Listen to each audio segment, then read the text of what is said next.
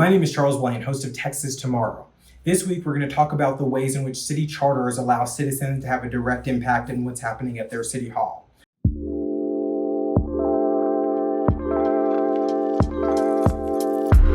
So you might have heard that Dallas Mayor Eric Johnson is facing a recall effort from a citizen in his city.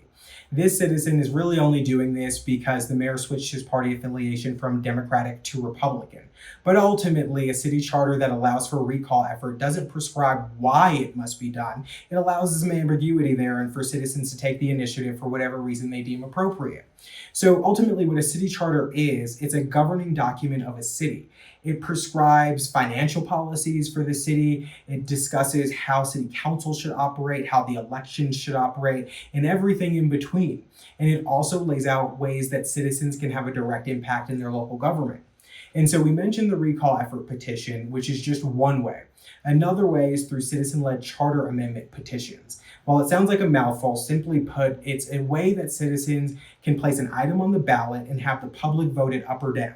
So all citizens have to do is gather signatures, get them certified by their city secretary, and then ultimately it goes on the ballot. Now that sounds easy, but a lot of cities put a lot of hurdles in how that can happen. So 3 years ago in the city of Houston, we filed a citizen-led charter amendment petition that would allow 3 city council members to place items on the city's weekly agenda. Why this is important is because in the city of Houston, only the mayor was able to place things on the weekly agenda. This meant that if you had an issue in your neighborhood, you had to get the attention of the mayor rather than your local city council member to get it on the agenda. And that's a big hurdle to overcome.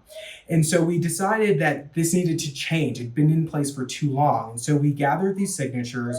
We got this item on the ballot we got this item approved 3 years ago, but the mayor, with all of the power, delayed it for 3 years. But ultimately, when citizens got to vote on it this past November, they overwhelmingly supported it. And now in our city, 3 city council members can place items on the weekly agenda.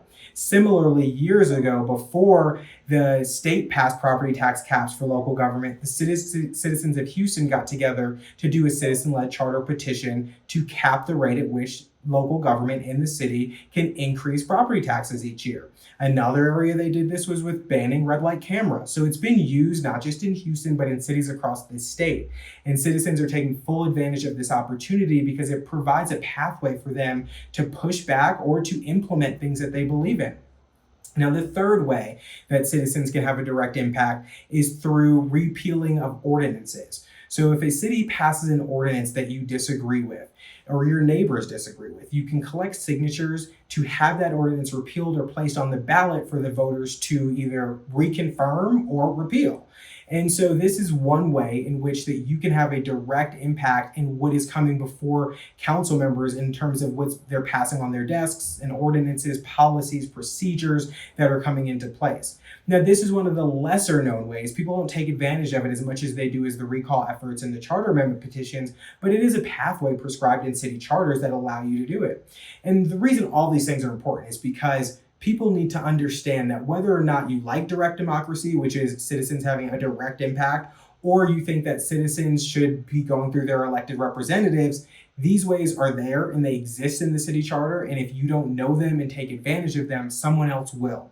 And the likelihood that that someone else doesn't agree with you or doesn't have to share your values is pretty high. And so you should be aware of what these opportunities are and what the tools are that allow you to have a direct impact, because no one is going to speak for you as well as you speak for yourself. And no one is going to represent your neighborhood and your community the way that the community members and neighborhood individuals in that area are going to do. And so you really need to know what policies and which procedures and areas in which the city charter apply to you and what you can take advantage of to shape your local government in a way that you see fit. Because too often we go to our elected officials and demand policy reforms or changes, and either they fall on deaf ears or it takes too long. We know that local government doesn't like change, and they certainly don't move at lightning speed. And so this is an opportunity for us to start pushing things in a way that we see fit. Now, people aren't going to like this all the time. Elected officials will push back on it. Like I mentioned before, the mayor delayed our charter amendment petition in the city of Houston by 3 years, but we ultimately won. And sometimes it takes a long time, but you will win out in the end.